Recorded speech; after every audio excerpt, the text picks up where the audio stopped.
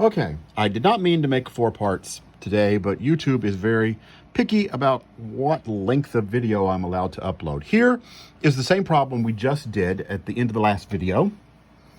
And we had to split it into 2 regions because the top function changed where x was 4.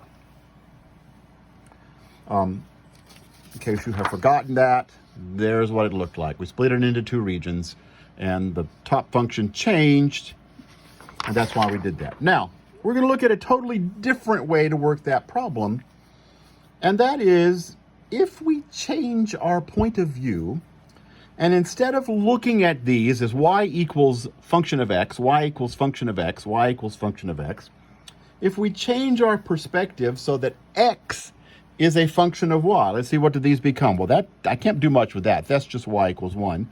But this function becomes y equals the square root of x. It becomes x equals y squared.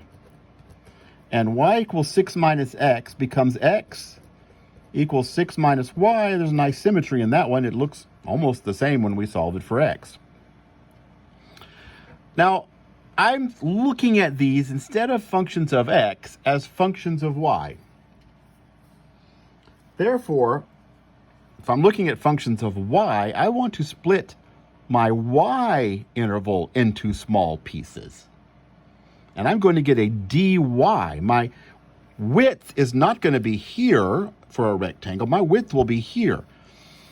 If I swapped things so that x is a function of y instead of y is a function of x, I want to draw horizontal rectangles. We've never done this before.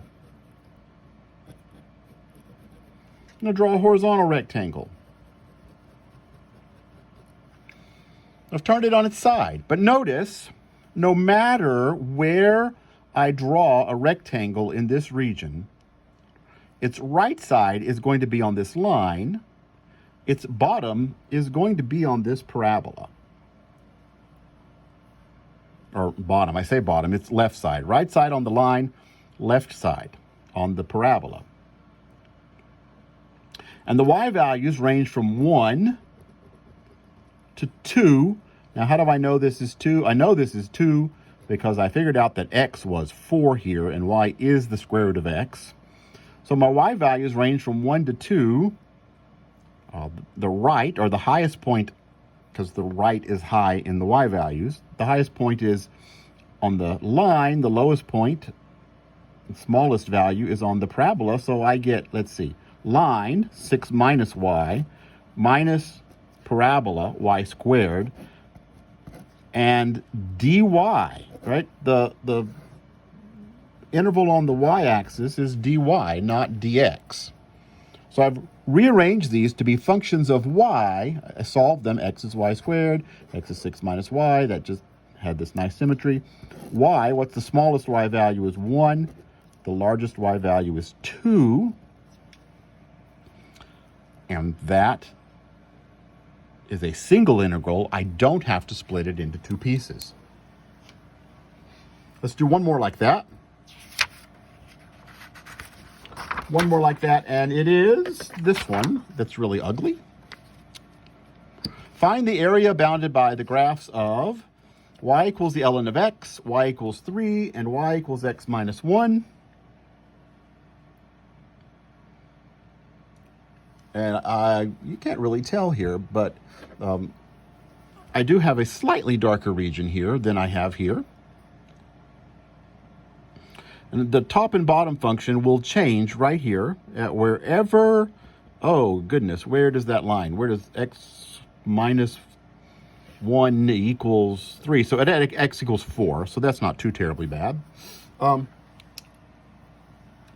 So what would happen if instead of integrating this with respect to x, so that would change, I integrated with respect to y. So instead of vertical rectangles, I'm drawing horizontal rectangles. Notice that every rectangle I draw has its right end on y equals ln of x and its left end on y equals x minus 1. So let's solve those. If y equals ln of x, then x is e to the y. So this is the function. You can't see it over there. Let's see, x equals e to the y.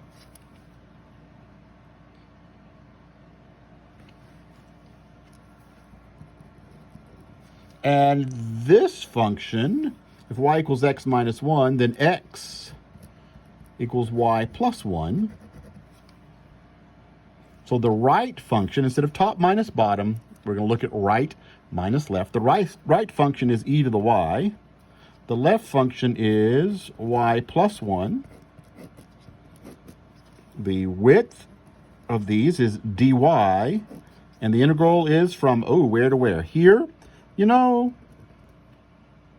looks like they intersect there. That's where y is 0. If y is 0, x is 1. Let's see. If x is 1, 1, 0 is a point on y equals ln of x. And, yep, 1, 0 is a point on that line. They do intersect at y equals 0 up to y equals 3. That was given to me. So I'm going to go from 0 to 3 of that integral.